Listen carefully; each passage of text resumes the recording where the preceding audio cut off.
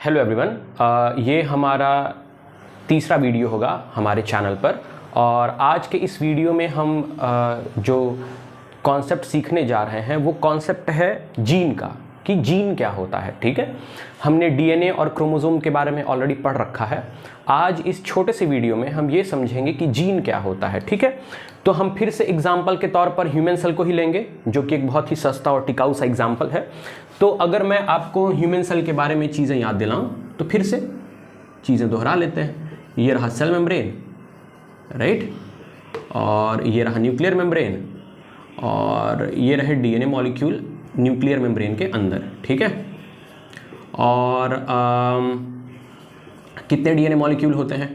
ऐसे करते करते कितने डीएनए मॉलिक्यूल होते हैं? 46, total 46 DNA molecule coiled upon histone protein, और उन्हें हम क्या बोलते थे? Chromatin fibre. तो 46 क्रोमैटिन फाइबर, बट मैं अभी यहाँ पे आपको सिर्फ डीएनए मॉलिक्यूल वाला फॉर्म दिखा रहा हूँ। ठीक है, तो टोटल 46 डीएनए मॉलिक्यूल होते हैं, है ना।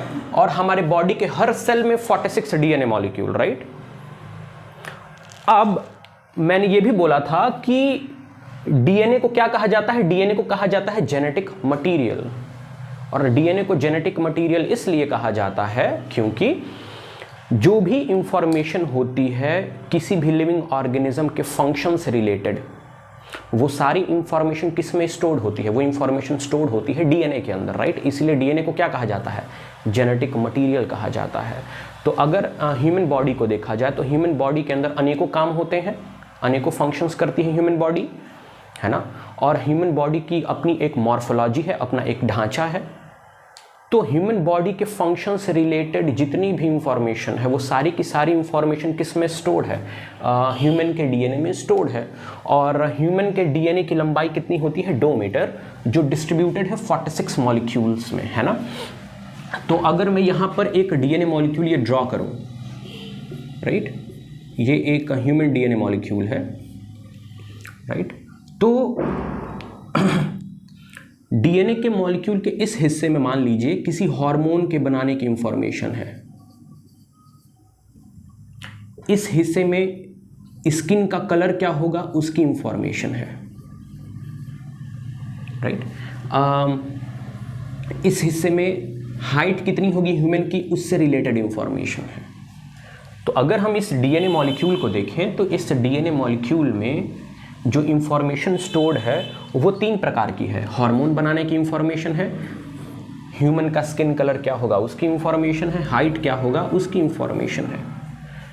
तो डीएनए का वो सेगमेंट जिसके पास कम से कम किसी एक कैरेक्टर की इंफॉर्मेशन हो, डीएनए के उस हिस्से को हम क्या बोलते हैं? जीन बोलते हैं। क्या बोलते हैं? जीन।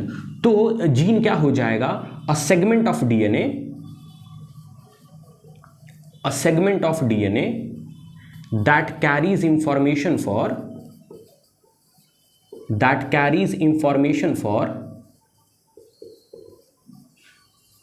a particular character,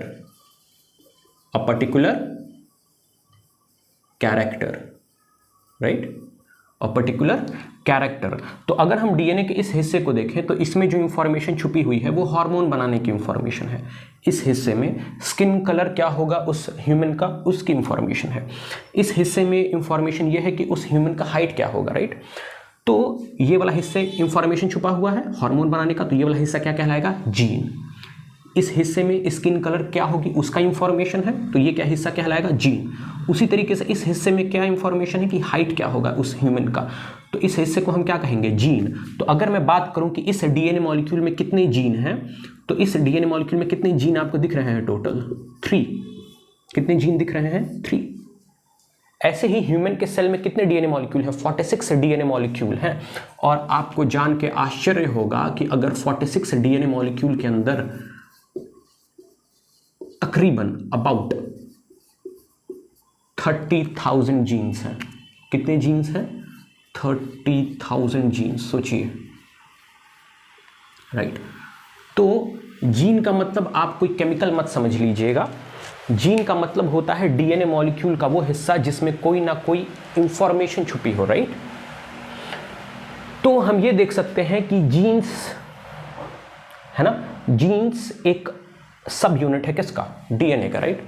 और अब इन तीनों वीडियोस में आपको कॉन्सेप्ट क्लियर हो गया होगा डीएनए का, क्रोमोसोम का और जीन का, राइट। और हमने आपको ये जब तीनों चीजें समझाई हैं तो हमने इन तीनों चीजों को समझाने के लिए ह्यूमन सेल का रेफरेंस लिया है, राइट। और ह्यूमन सेल का रेफरेंस हमने इसलिए लिया है क्योंकि इसका कई इंपॉर्टेंट एप्लीकेशन भी है, लाइक ह्यूमन रिप्रोडक्शन जब आप समझेंगे तब, जब आप जेनेटिक्स समझेंगे तब, जब आप सेल डिवीजन सेल साइकिल समझेंगे तब, तो उस वक्त ह्यूमन सेल को रेफरेंस लेकर के ही जनरली बातें समझाई जाती हैं। तो इसलिए हमने भी जब इन तीनों टॉपिक्स को बताया, डीएनए, क्रोमोसोम और जीन को, तो हमने ह्यूमन सेल का रेफरेंस लिया, ठीक है। तो आई होप आपने जीन के बारे में अच्छे से समझ लिया होगा, और अगर आपको इस वीडियो से मदद मिलती है तो आप भी हमारी मदद कर सकते हैं इस वीडियो को लाइक करके, शेयर करके, हमारे वीडियोस पर कमेंट करके, अगर आपको कोई डाउट है तो, and kindly subscribe to your channel. Thank